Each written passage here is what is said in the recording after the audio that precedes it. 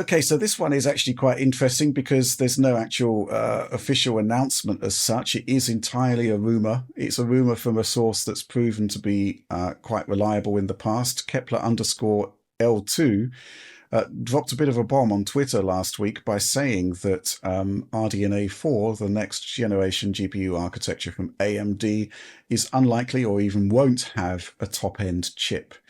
He talks about AMD adopting a strategy similar to what they did with Polaris, which was the RX 480, which was also the RX 580 and the RX 590. 590. Yeah. Oh baby, Yeah. RX 580, it's still kicking. Yeah, Don't absolutely. But yeah, basically, he's saying that they're basically aiming for a mid-range chip, and that's kind of like going to be the extent of RDNA 4. Yeah, interesting stuff there.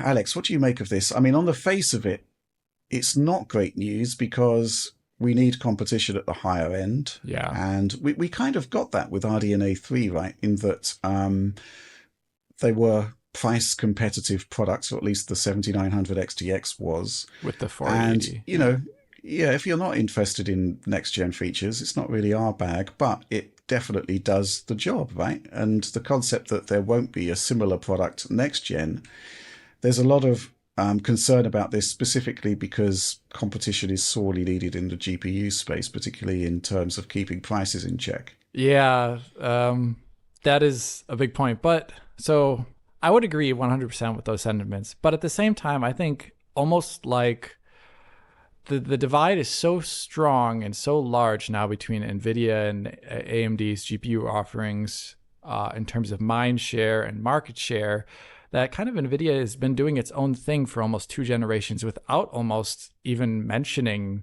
AMD in the same breath as like their products. They almost don't need to anymore. They don't. So They don't. They just say IHV3. If you look at that one streamlined presentation, if you remember that, they don't even need to mention AMD. So I almost feel like competition is kind of just gone. And from the AMD side of things, and Intel's the only one at this current moment in time who could perhaps make leeway in the market like they have with a A750 primarily and A770 being competent enough and priced so dramatically lower that you just get them, and also they come in pre-builds and things like that. So that's where it's coming from, I think, at the moment, not so much from AMD side. But in regards to RDNA 4 being lacking a high-end chip, it's just a rumor, so obviously there's only so much we can say about it with great certainty, but I would say it is a huge misstep to do that because NVIDIA comes out the gate these last 2 generations now launching with a pretty high-end chip, and it sets the tone. It's got the feature set, and it's got especially with the RTX 4090, where it was one of the first times in a while we've seen such a large gen-on-gen increase over the top-end chip of the previous generation. It was like really big. And it just sets the tone like this is the future of graphical computing.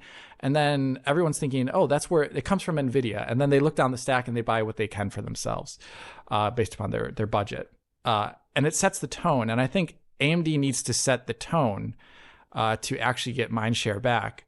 That means forward-looking features. And yes, it does actually mean having the top-end chip, at least a competitive one that allows people to compare and say, oh, this is good enough for me. And them not doing that, I think, is just going to put them further in the hole of just being thought of as being a niche GPU maker that, you know, they sell the consoles for SoCs, but they're not serious in the GPU space. And I think they need that, actually. I think it would be a misstep to not have the high end. I get what you're saying. I agree to a certain extent. The concept of having the top end performer in the stack is basically extremely powerful, and it does set the tone for basically the entire stack, even when you produce misfire products Yes, further on my down. goodness, NVIDIA's king of that. 4060 Ti in particular was the concept that any GPU can actually run slower than its predecessor in any scenario isn't great. The 4060, the concept that the 3060 has more memory, the 3060 has more memory in an era where we kind of desperately need more VRAM. It's becoming more and more apparent with every sort of major new game. That's a misstep. So yeah, I mean, that is problematic. What I will say is that if they are aiming for sort of lower end products or mid range, even by that point, with whatever RDNA 4 is, that is at least where you would expect to see the bulk of purchases in the market. But you're right, in terms of setting the agenda, in terms of setting expectation levels, it is generally the top end chip that does the heavy lifting. I think, though, this generation, the 480 was so badly regarded in terms of price versus performance. It had less price versus performance than the 1490, which is a first. That's not great. Yeah, I just don't really know how to take this. Yeah.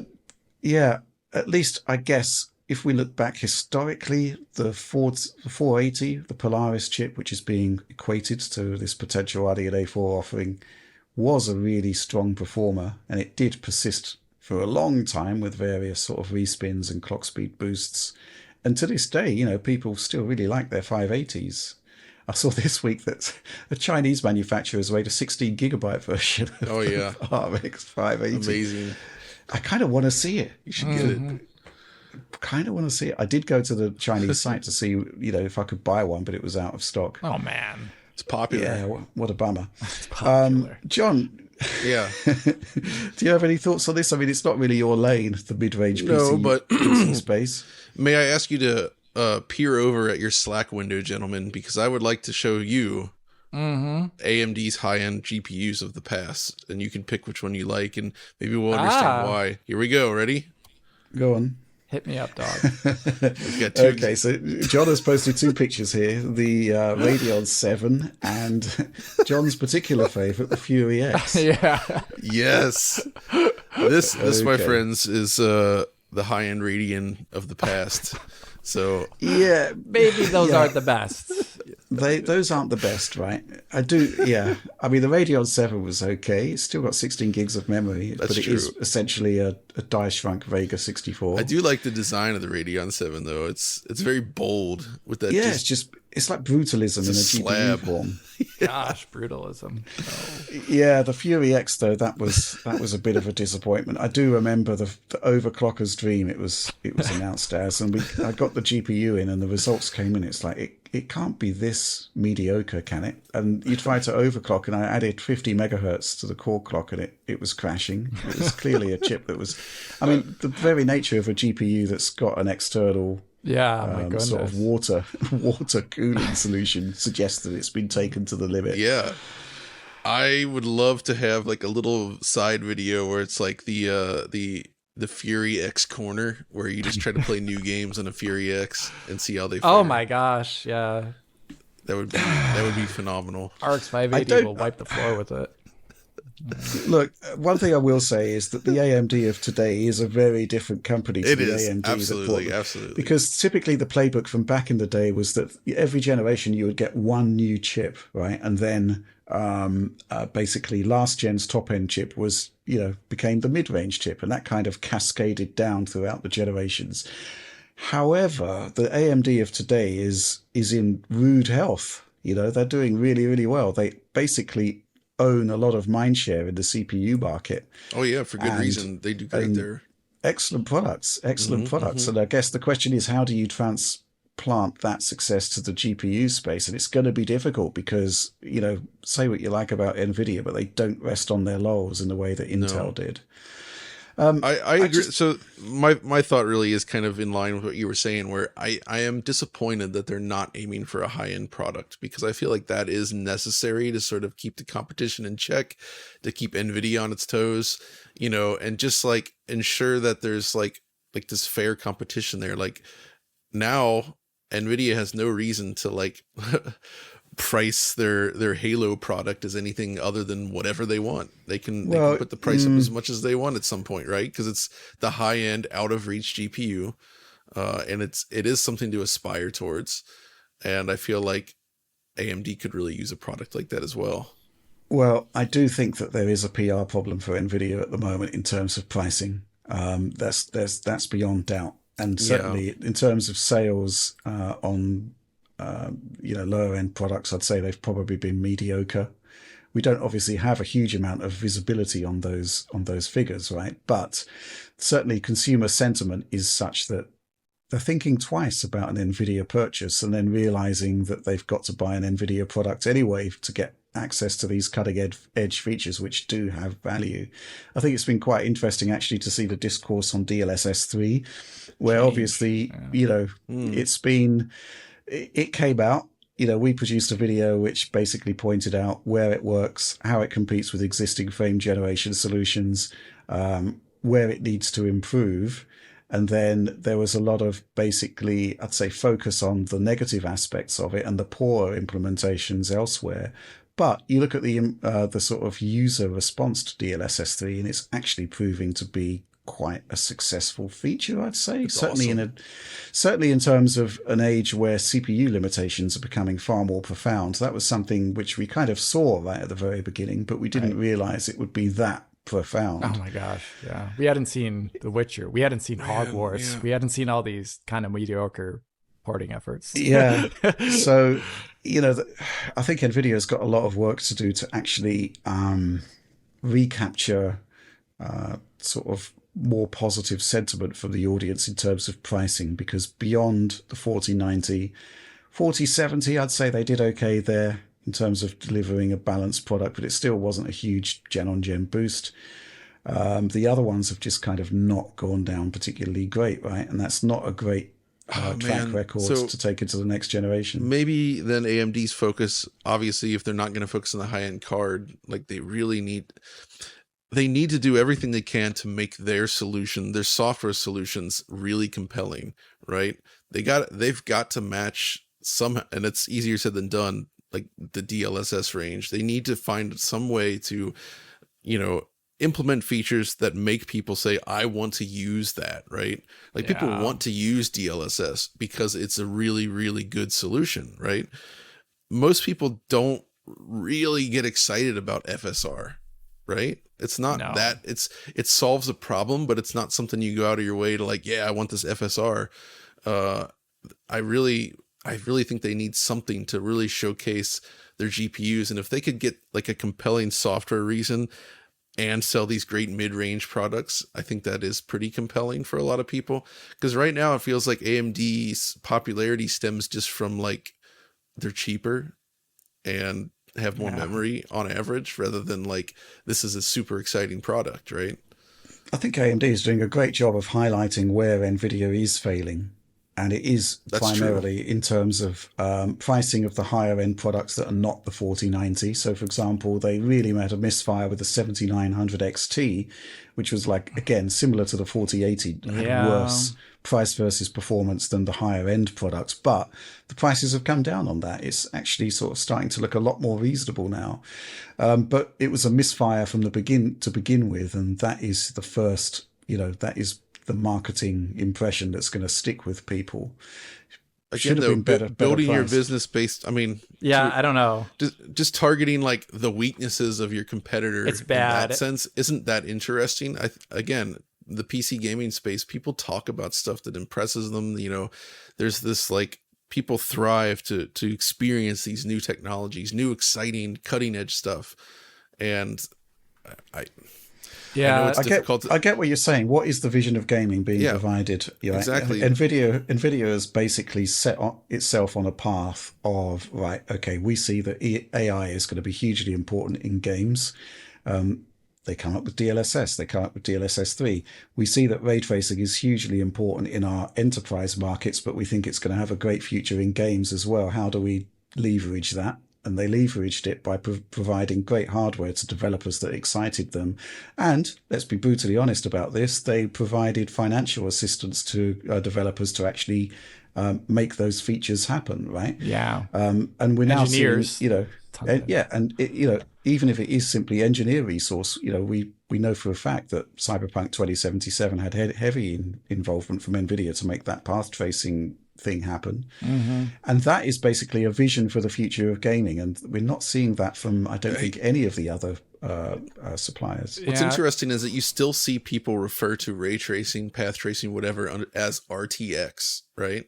So NVIDIA managed to basically they came up with this branding and people just use that almost like, Kleenex or whatever, right? It's just like, it's just a word that is a brand, but it's associated with that technology.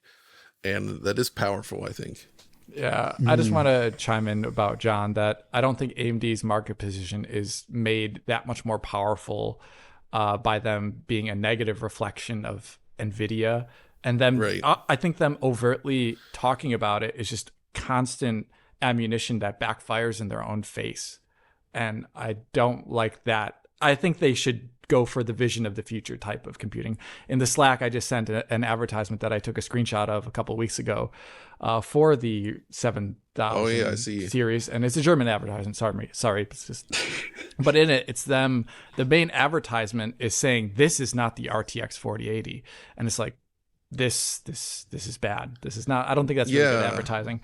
So, I think it would be great if, like John said, they came up with a really amazing, alongside RDNA 4, had a great software new thing that they're pushing hard. It doesn't need to be FSR 3. It could literally be something new, but at least something that makes their GPUs not just like alternative and not as good technologies like FSR 2. They need something to push it further than that, I think. Well, speaking about FSR2, there's been a lot of comparisons of the latest version of XeSS and even the software, the sort of version 1 for DP4A. Competing, DP4A, the competing GPUs. It's looking really good. Yeah. Yeah, Intel is kicking butt in that space, right? Like if they actually eventually begin to target high-end graphics cards, and if they're committed, I think they could become a serious competitor in this space. Yeah, with Battle Mage. I'm really curious about that. Whatever's going on there. Well, I think there's something which we should be talking about, which is that AMD are doing some really great stuff in terms of like handhelds. Obviously, the console space, they basically own it at the moment as well. Their technologies are in there. So it's not as if, AMD is failing in the GPU space. No. They're actually doing really good products. They're simply not competing with NVIDIA. They're actually finding their own niches. And this is sort of support a question here from Gatti. In spite of AMD seemingly securing the console SoC manufacturing for the foreseeable future, is the news regarding low RDNA 3 sales and RDNA 4 rumors demonstrate problems for AMD GPUs technological growth? We're seeing huge resources poured from NVIDIA into AI for consumer GPUs. Intel's budget GPUs are remarkably good at ray tracing. Feels like AMD is treading the rendering paradigm of yesteryear, which is kind of like what we've been talking about here, which is like features, right?